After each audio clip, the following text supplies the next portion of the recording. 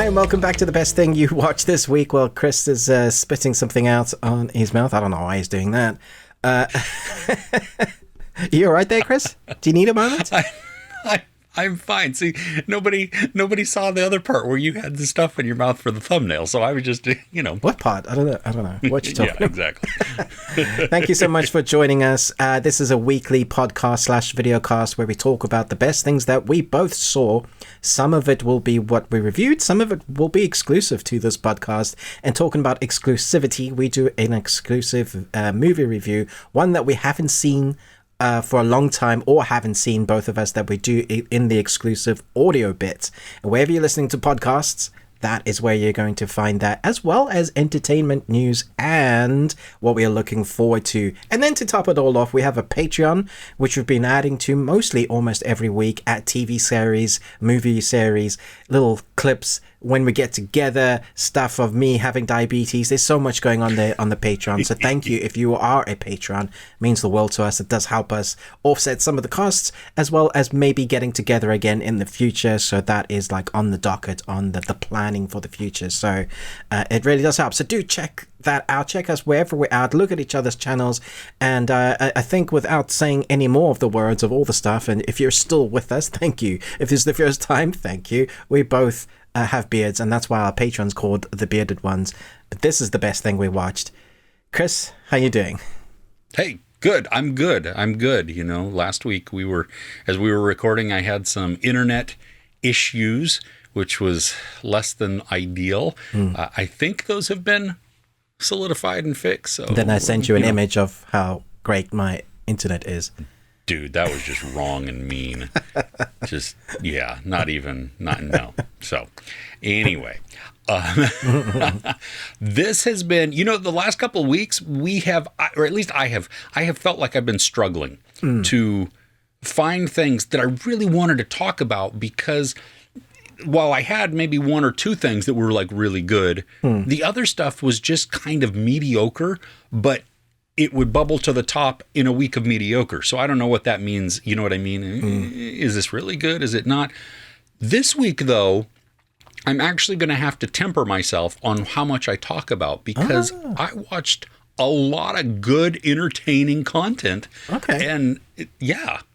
So I don't know. Was your week like that too? No, mine was less. I went more to old stuff. So interesting. Oh, okay. Well, good. Well, it'll be a good discussion. Before we do that, though, let's dive into the movie quiz. What do you think? Okay. So this may be my last week. I don't know, because nobody truly won. Nostromo, we're giving partial credit because, let me give you the answers first. Number 1 was Ferris Bueller's Day Off. Nice. Number 2, Transformers, Dark of the Moon. Oh. And number 3, Mission Impossible, Ghost Protocol. That's what it was.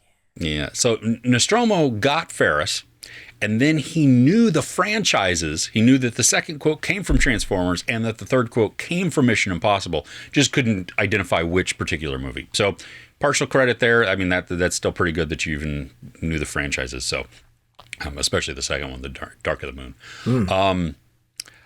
But now we've got 3 more. Okay. You good to go? Yeah, let's do it. Okay, I'm waiting to fire you.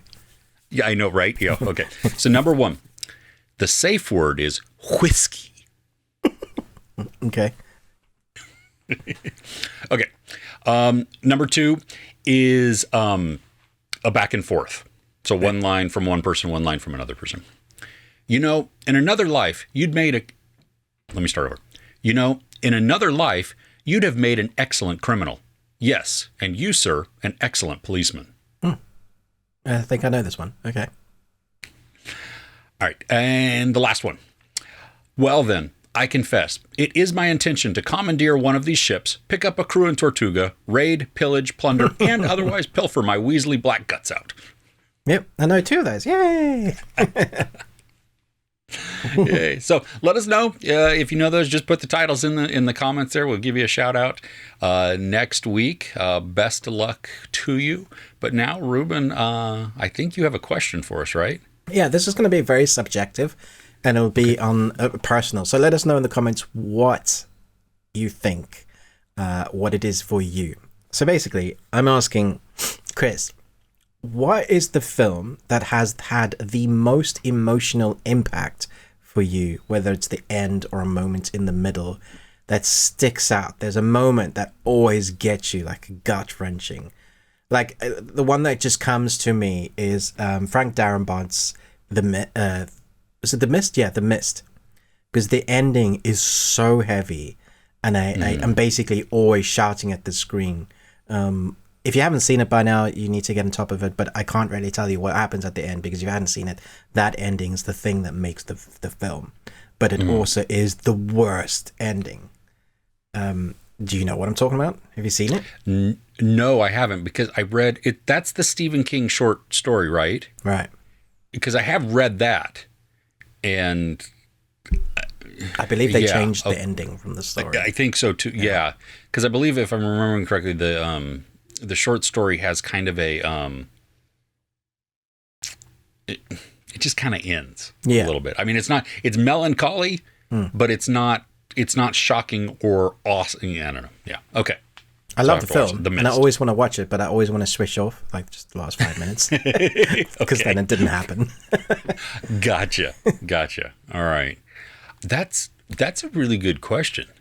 I mean, I can think of moments that touch me, like in different movies that stand out. Like Green Street Hooligans, where Elijah Wood is doing a voiceover, and he talks about how it changed him once he realized he wasn't made out of glass and he could take a punch. Now, it's not about taking a punch so much that impacts me. It's just knowing that you're stronger than you believe you are. You know? Yeah, it's a great film, actually. But it is, yeah. There's Dead Man? No, that wrong one. Dead Poet Society. You know, when Ethan Hawke finally stands up, and he stands on his desk. You know, just that moment, or even one of my favorite movies, The Way Back, where it's towards the end of the movie, and Steve Carell is frustrated. They're all leaving, and he goes to grab the kid to come on, to leave, and Sam Rockwell steps in front of him. Yeah. Those it's just great moments. There's a moment in Harry Potter, the 8th movie, where they're all being attacked. The music is really swelling. The score is incredible, and the teachers need to protect Hogwarts. And the teacher in charge, what's her name? McGonagall? Yeah, McGonagall does locomotive, whatever that spell is. And then she goes, I've always wanted to do that spell, but when you see the statue men drop and the music goes, I always get shivers and swelled at that moment. I'm like, oh my gosh, that's freaking awesome.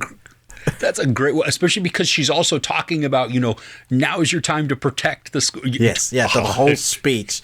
Yeah. Just shivers on my arms. And that's when the teachers stand together and they shoot and they just build the shield. And I'm just like, this is freaking awesome. So good. So good. Yeah. There are moments like that that stand out for me. Yeah, let us know in the comments. It's going to be very subjective, obviously, because what is emotional to you will be different. There are films that stand out for you and mean different things to you for different reasons. And depending on the time of your life, how old you are, your sex, your culture, all of that's going to come into play. What films really, like, Cool Running sometimes gets me because it's really funny, but it has such a great moments, the underdog stories always get me. Oh, yeah. But then again, what should we name it? Tallulah. Tallulah! That's my mother's name. Oh, Tallulah. I've forgotten about that part. That's so good. What a great movie, too. I remember seeing that in the theater. Yeah. Just, oh my gosh.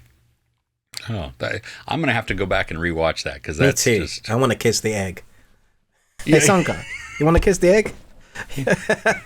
No, man. You dead, Sanka? Yeah, man. Yeah, man. Hey, Darius. Oh, gosh. All right. Cool. You want to talk about the best things we watched this week? Yeah, let's do it. Okay. You want to go first? Sure. What am I talking about? Okay, let's talk about one I was surprised by how good it was. Okay. So Netflix put out these movies. They put a bunch of these movies out, and I normally am just let down by them because they're passable or they're not good. And so I always go into an idea of, well, this is my expectation of this film. Even they have good casts normally, they're quite. I have an idea of what this film's gonna be, and then after this movie, I was, that's really good. I want to watch that again. Like I could see it maybe every couple of years going on just in the background with the family and friends. And this is, We Have a Ghost. And I had so much fun with this movie. It was so unexpected, mostly because it has way more heart than I was expecting it to have. I totally agree. Oh my gosh. David Harbour doesn't say a word in this movie, and yet he's able to convey such emotion, comedy, timing, all of that just through mannerisms. And they have a lot of fun. There's car chase sequences with ghosts that I've never seen them, use it or do it like that. It reminded me a little bit of the Matrix. I think they even referenced that in the film. It's like, oh, you're looking like the Matrix guy. Because you have the twins from the Matrix Reloaded that are able to phase in and out of the cars. It's when he puts on the glasses, right? Yes, yeah. Exactly. But then there's a relationship between the younger son. Is it David? Mike? No, I don't know. The younger son. Kevin. That's it. Yeah. Now I remember because I remembered Home Alone. Kevin! Kevin and David Harbour, their relationship is the heart of the film, and that's what draws you in. And then you have the broken relationship of the family that need to sort themselves out because they're not in a good way. The father's trying to be a father, but he's doing it all in the wrong way, really.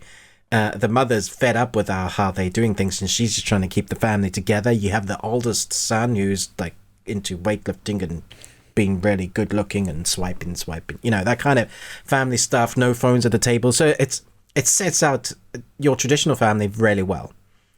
Different role for Anthony Mackie, I thought. It was nice to see him playing that role. I think it was a little bit underutilized, but I understand where the heart in the story was. That's what the film was about. But then you have all the extras in it. So you have Jennifer Coolidge. She's in it for a little bit, but when she's in it, she's brilliant. You have the FBI agent who was once like... Notaro. Yes, she's excellent. Anytime she's on screen, I want her on screen. Like, please give this lady more roles. She is great. She adds a levity, dryness to comedy that works really well. Although she didn't really play that role this time, I still got a little bit of that from her. Maybe that's because I know her that way. But even just having her, I thought added. And then I thought the effects were good. The story of where they went, kind of Ghostbuster-ish, with the CIA guys in the background, but we have a little investigation, a little coming of age with they had it all in there, but the heart of the story is always the David Harbour, what is it about him? Where did he come from? Why is he here? And that works well to anchor everything. I was just like, this is great. This is really good. I was really surprised by this too. Like, I went in just kind of hoping that it might be good, or at least entertaining. Because I mean, it's from the director who did Freaky and Happy Death Day. Yeah. So, which I've had fun with those movies. Are they perfect? No, but they're fun. And Scout's Guide to a Zombie Apocalypse is brilliant. Love it. Yeah. So there's, he comes with a lot of stuff that we've enjoyed. So that was good. I totally agree with you on the heart. I was really surprised, but in a wonderful way. I mean, it was incredible at watching their relationship and their friendship, grow. And I mean, just from the very beginning where we meet David Harbour and Kevin just stands there and then he gets out his phone. It's just, I'm not scared at all, and yeah, I thought it was very sweet, but it didn't feel contrived either, because Kevin, I think, comes across instantly as a very introspective and very caring person. Like he's in touch with his emotions and those around him.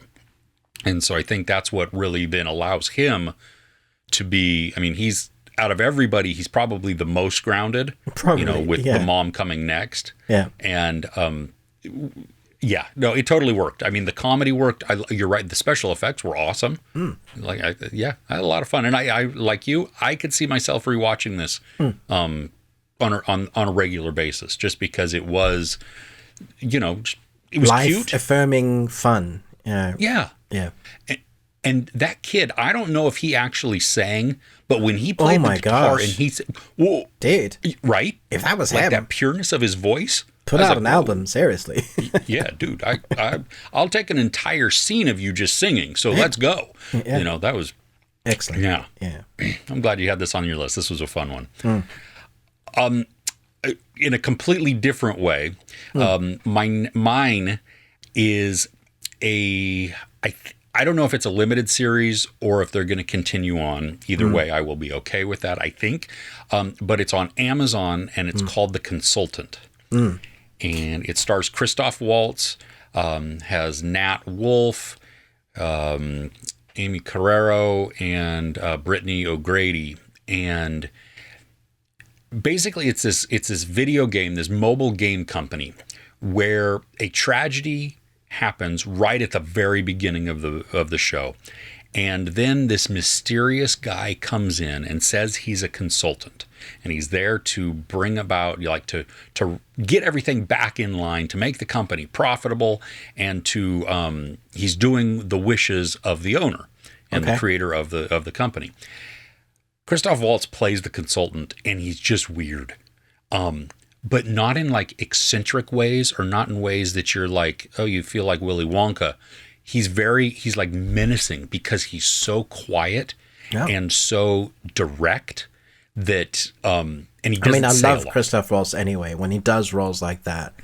Well, the Quentin Tarantino film. Inglourious Bastards. Oh my gosh. Like, dude. So the vibe that you get from him, especially when he's at the beginning of the movie, when he's in the house and Shoshana runs away, that whole scene with him, that's kind of the energy that he brings to this, where it's unsettling and you're like, Now, there's a mystery that's involved in this.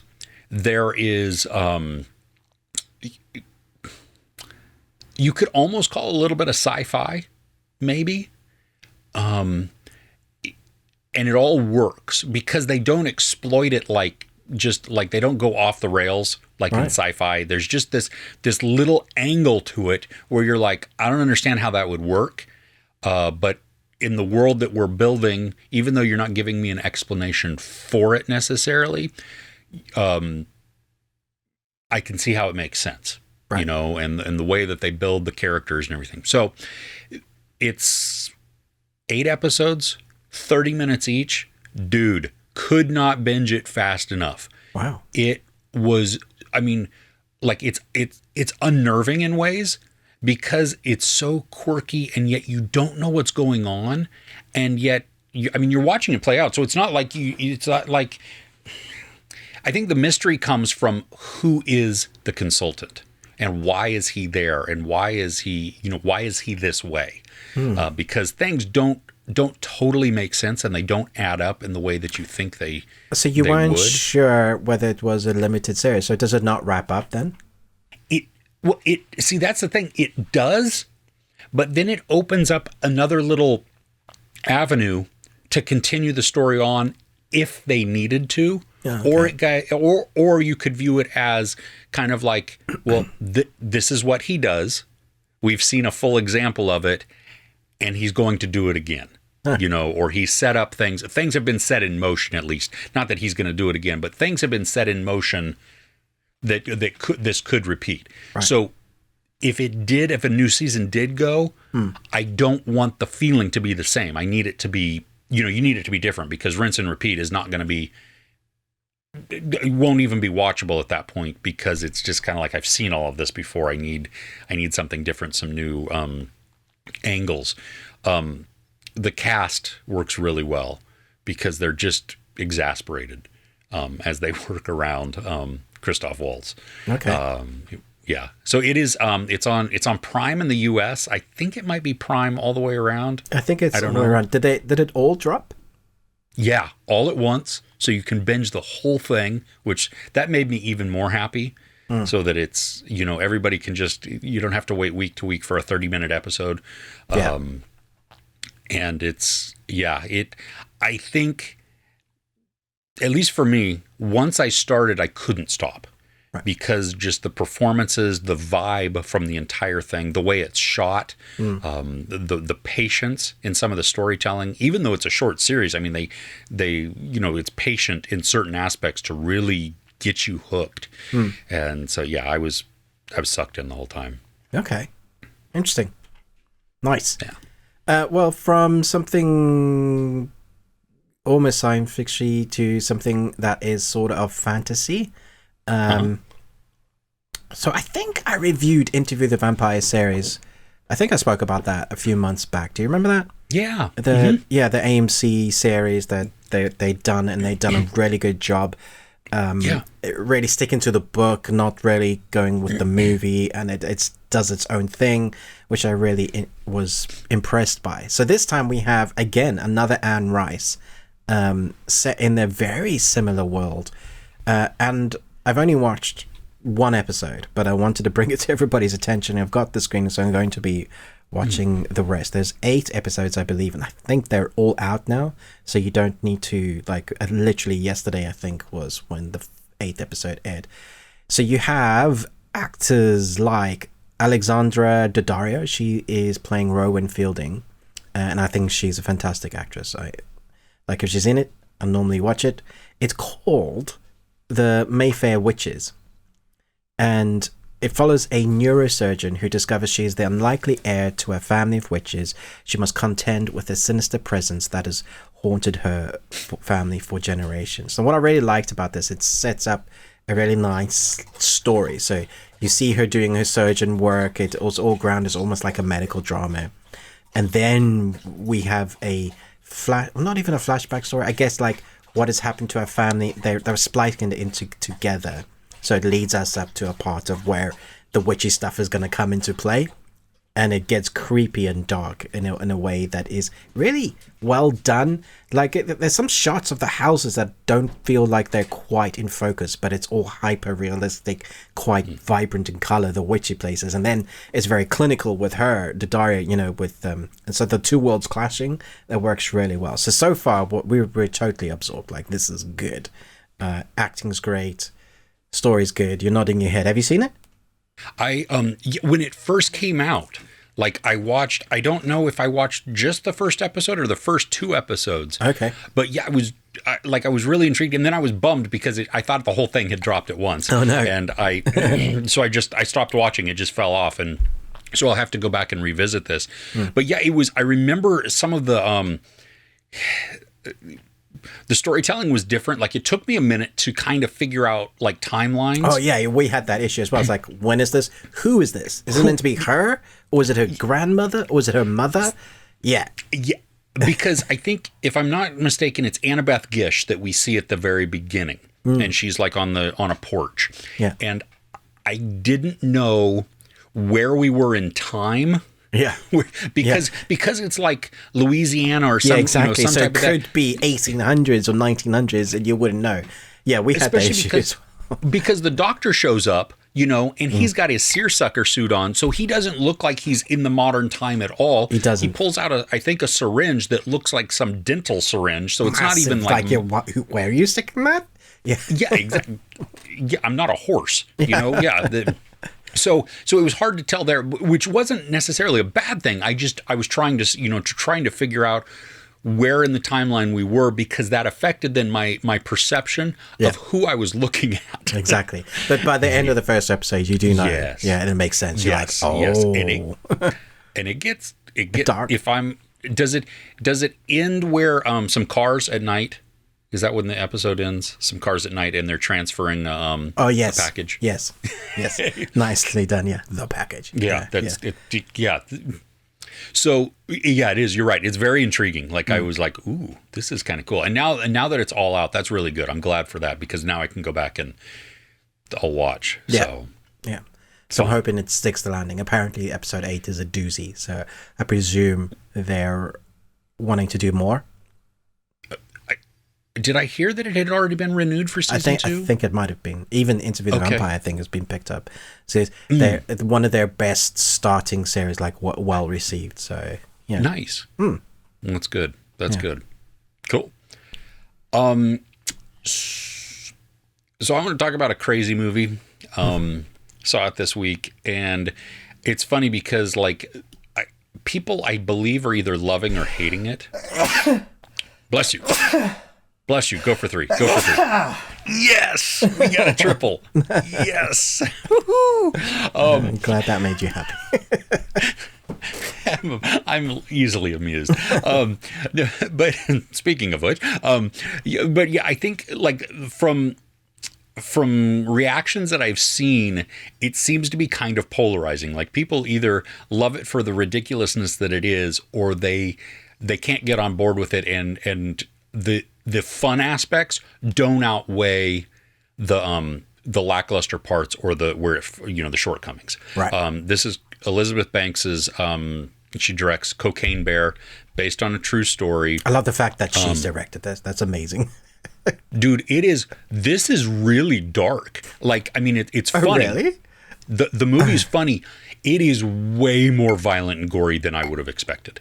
Like, even knowing that a bear is all hopped up on drugs and is going to go ham on people.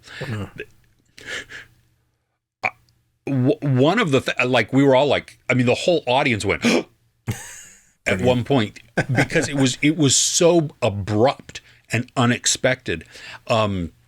They a couple of times they shy away from the violence. The camera will pan and not show you everything. Yeah, so you'll see somebody drug into the bushes, and then you'll see a leg fly out, and Nice. So you don't see them getting mauled like that. But then later you might see somebody. I'm not even going to say. Happens. Stuff happens, and it's in gruesome detail. For me, it was exactly what it promised to be. A crazy, weird movie that is just kind of frenetic about a bear going on a massive drug trip, and then the people trying to recover it. I believe the beginning of the movie, it starts off good, and then it kind of falls apart for a little bit. Okay. Like, it doesn't know the tone and the the direction, or it didn't have its footing. And then it regained it. And then I was on board the whole time after that. I think it's just getting established. Most of the characters are strangers to us. I mean, we get enough information here and there to have a mild concern for some of them. I'm sorry he died that way. Yeah. Yeah, but it was crazy. There's this one character, and I had said this in my review, that he starts off as almost a nobody, and he's very annoying at the beginning, and then he's my favorite character at the end. That's good writing. Yeah, well, and especially because, and I think the acting too. I think he really he becomes endearing because in the very brief moment that we see him at the beginning, he's a dirtbag. And then we get to remove him from that context and get to know who he is outside of that. Dirtbags are people too. Yeah. What was it? Dirtbags are people too. Yes, exactly. exactly. So, it's 95 minutes. So it's quick. It doesn't outstay its welcome. Are there problems with it? Of course there are. Some of the CGI, especially with the kills, some of the blood or something like that. The bear didn't bother me. There was once or twice where I thought, okay, you look CGI, but then a lot of it, you're like, that's not bad. That's compare it to the CG from Idris Elba's Lion movie. See, for me, I didn't mind that one either. Okay. Not all the way through. There were definite points in there where you're like, that What did that you do? was Oh, that was very computer generated there. But there were other times where you'd see hair flowing and stuff on the mane or something, and it didn't look bad. So it's way more passable. I mean, I think if you want to find fault with the design of the bear, then you will find the fault with the design of the bear, because it is not perfect. But it was made by Weta, and wow. they do pretty good work. They do all right, yeah. Yeah, I think they're the best in the business, to be fair. Yes. Yeah. So I mean, the story is thin because in truth, the story's even thinner. I mean, it's, so they took a concept. This is like Snakes on a Plane. It's Sharknado. It's B horror movie. It's probably better than Sharknado, but it's B horror movie, and that's what you should expect, right? Yeah, except with a lot of heart to it too. That's the other thing. Like, I didn't expect, and from different angles. Also, that's the other thing. Like, you're like, whoa, I didn't expect me to connect with these people like I did before they got eaten. Yeah. yes. Yeah. So it's, for me, totally worth seeing.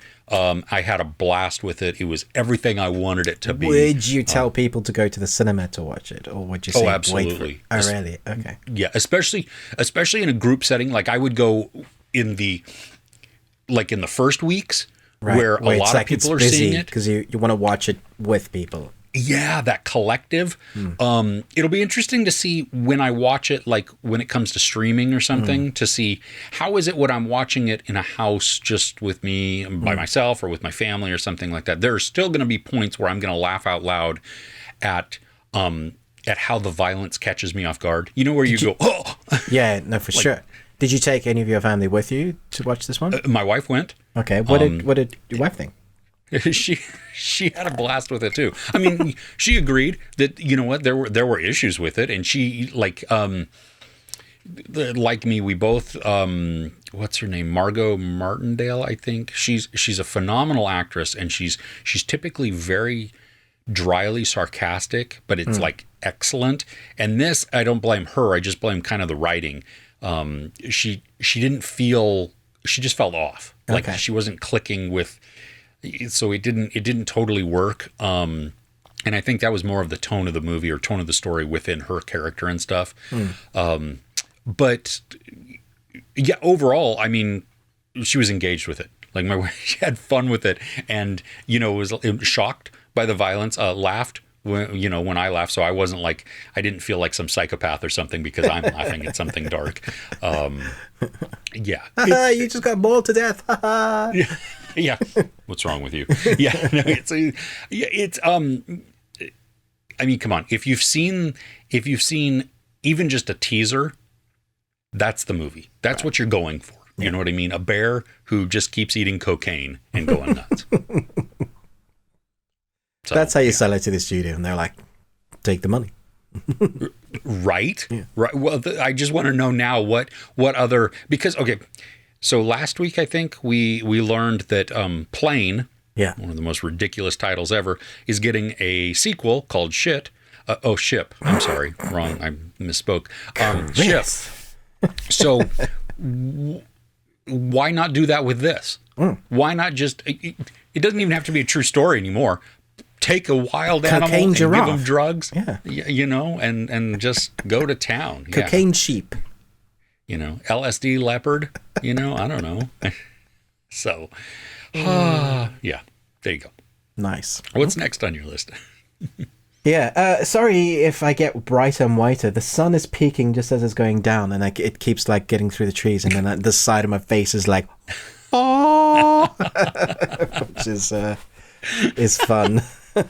Yeah, okay. So next on my list is a season 2 of an animated series from a YouTuber that made these little skits that people loved. And the first season, from the diehard fans, had mixed responses, because I guess it's become more for a family rather than the quirky adult stuff that's quite dark. For me, I love the first season because I could sit around with like I knew that you could sit around with anybody that loves animation, enjoy the animation for the animation, still get his jokes, but then the underlining is quite dark that you expect it to be from him, or just realistic dark, like life sort of funny.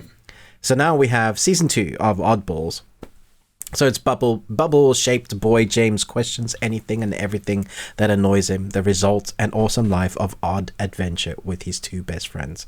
I mean, it's such a great story as it is. There's a YouTuber who's started drawing this little thing in his room to get so popular to have 10 million subscribers because people love his life stories. And some of the most popular is Subway, which is hilarious because it's a play on Subway when he worked there, and so it's Subway. And then Netflix goes, can we make an animation story? So it's a great like hero, like this is where you know, building yourself something, and this is where you end up. I know it has mixed, like for the diehard fans, it has mixed reactions. I loved it. I love the second season. I think it's as funny, as building on characters. There's some dark stories coming back with characters making returns, like Toasty, the evil Toasty. Everybody that's watched season 1 will know that Toaster is just evil. They put a chip in it and it went mental, and they thought they got rid of it, but Toasty is back, y'all. There's musicals. He always has something to say. And it kind of makes you confronted with like, so certain episodes will be like about where society is with social media. There's all of that kind of stuff that is for adults and that we'll find funny. And then there's just absolute slapstick nonsense that kids will find funny. The characters are great. So I think this is great. If you like the first season, you're going to like the second one. If you didn't, you're probably not going to like the second one because you'll be like, this is not what it used to do on YouTube. No, Netflix obviously gave him a brief, so we want to make it a bit more kid friendly. You can still put your stuff underneath. I don't know. I thought it's great. Yeah. Cool. I will have to.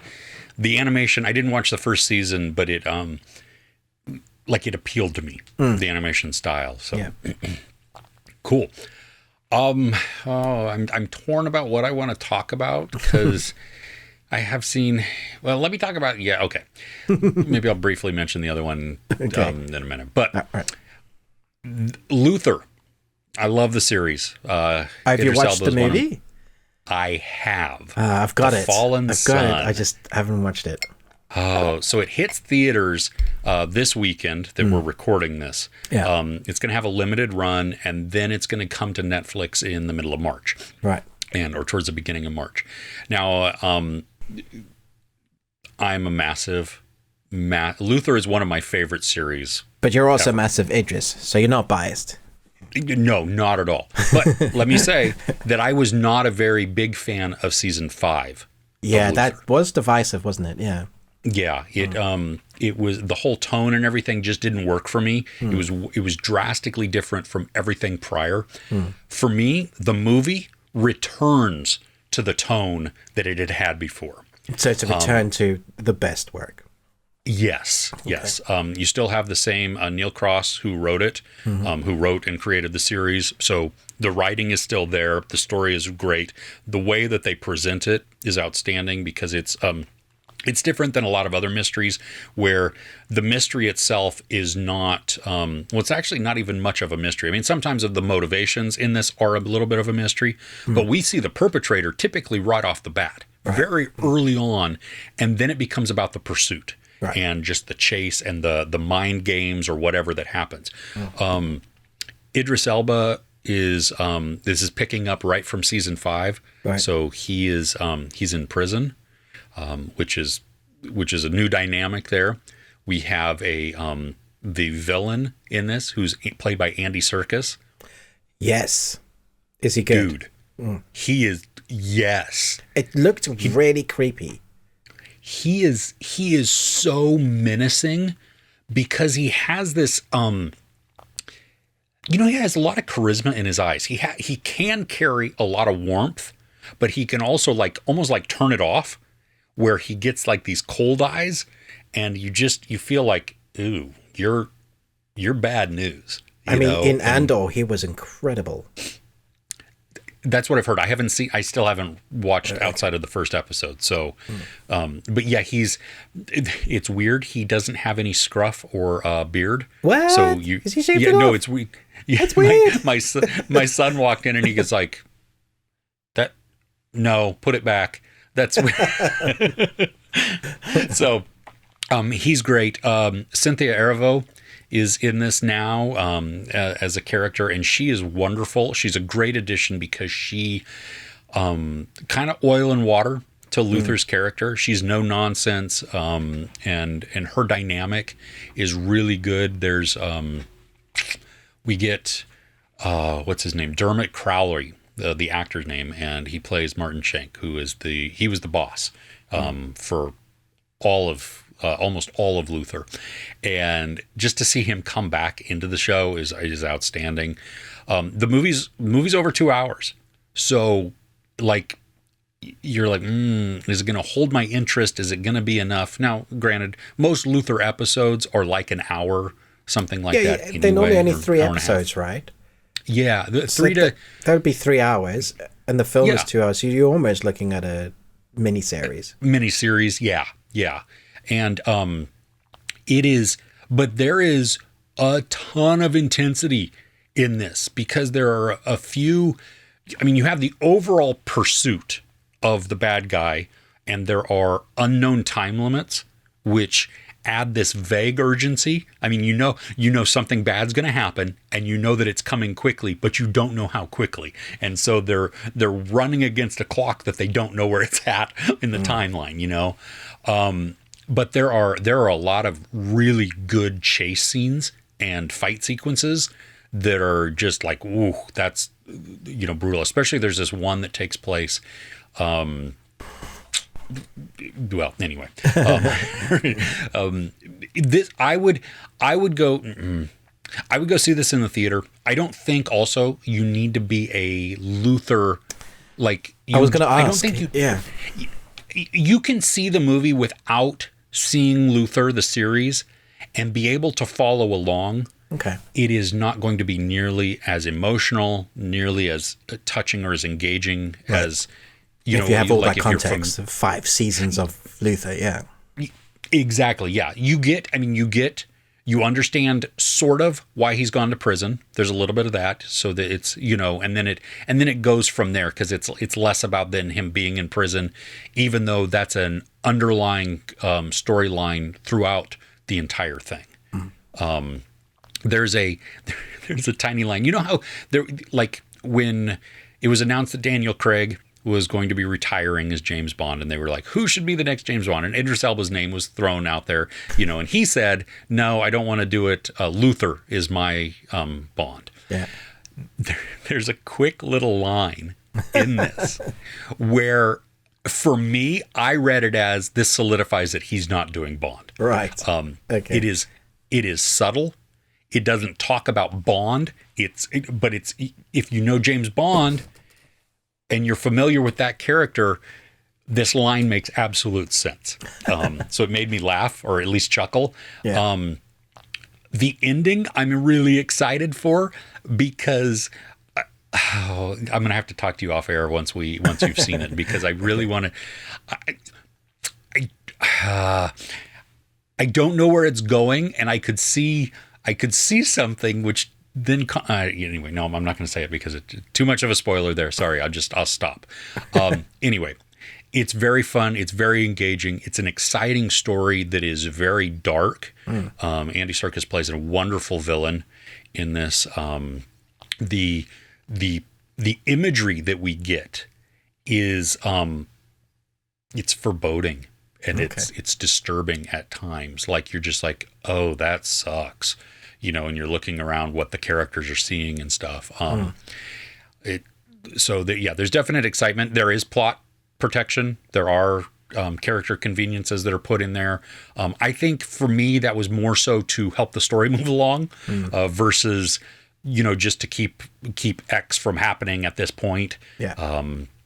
But it wasn't big enough for me to be like a monster negative, but it is there. So, you know, you have to at least acknowledge that. So, okay. yeah, Nice. fun.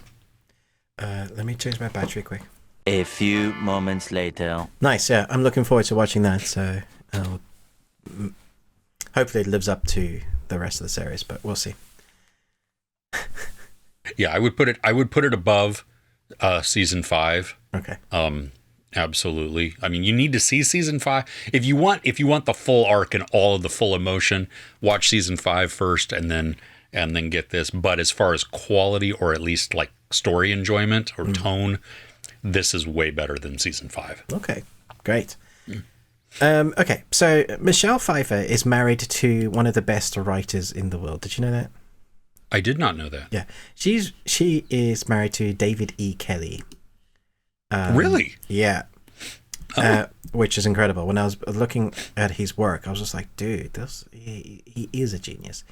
Anyway, so I went back to and watched some old stuff this week, as I mentioned earlier, and I've gone back to one of my favorite, I haven't seen it for years, but one of my favorite lawyer programs. And David E. Kelly was a lawyer before he turned to screenwriting.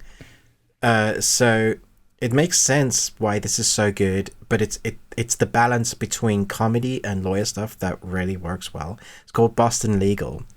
Danny Crane. It's got James Spader, William Shatner, Candice Bergen, and I can't even begin to name all the great cast that end up in this series.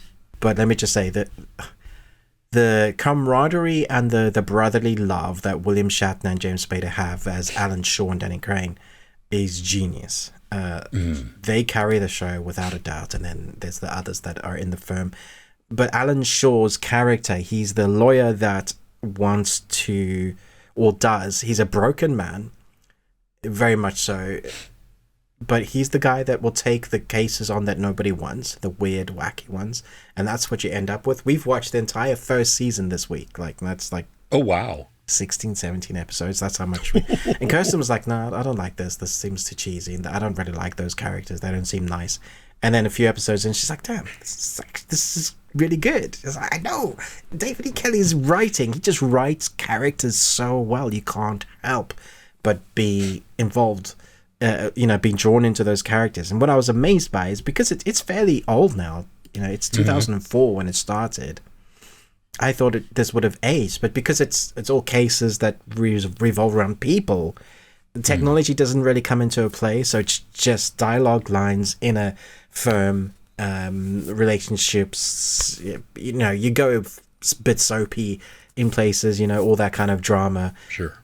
But because it's written so well and it's acted so well, and you have charisma from William Shatner and David Spader, if you've seen Blacklist and you haven't seen Boston Legal, you'll know that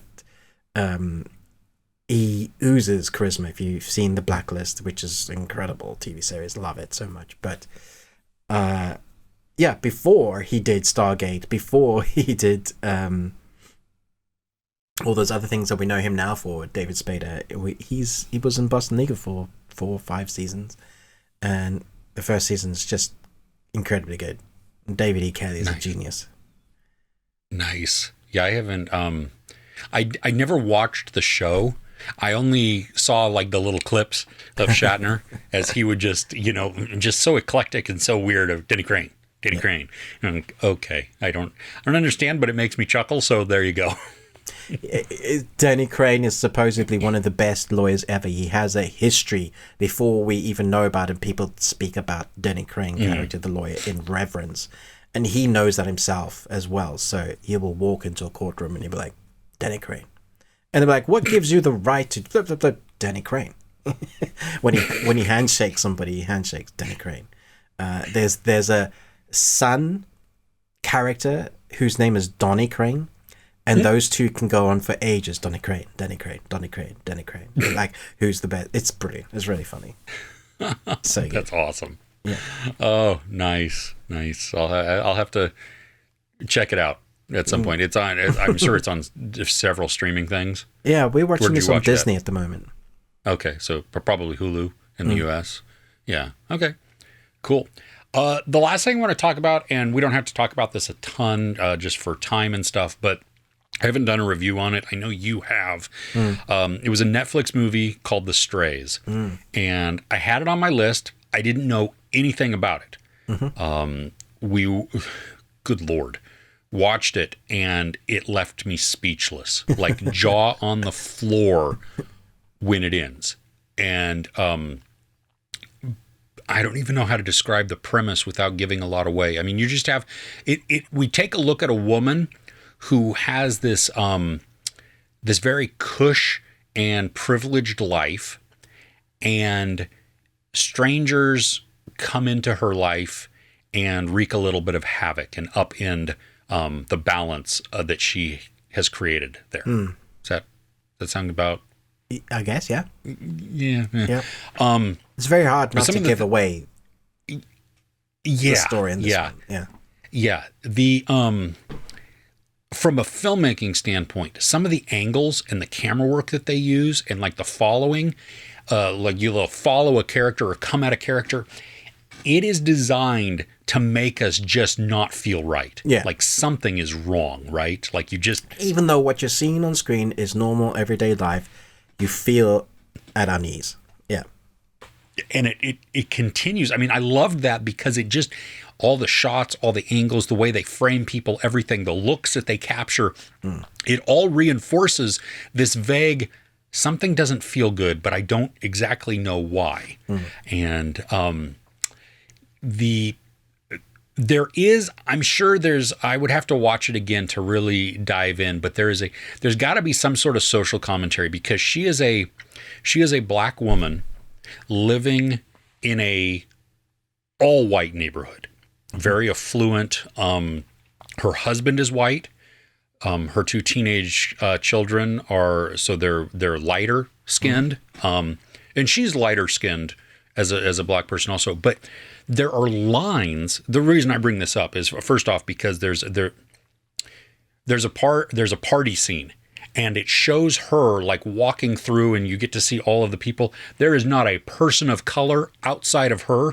Like, everybody is white. There is no other ethnicity. There's nothing. And it shows you how, even from conversations that she has, that she doesn't really fit in. Like, they don't accept her. They might be willing to accept her with air quotes because she has money, or she's wealthy, or her husband is wealthy, one of those two, and she's able to live in this area.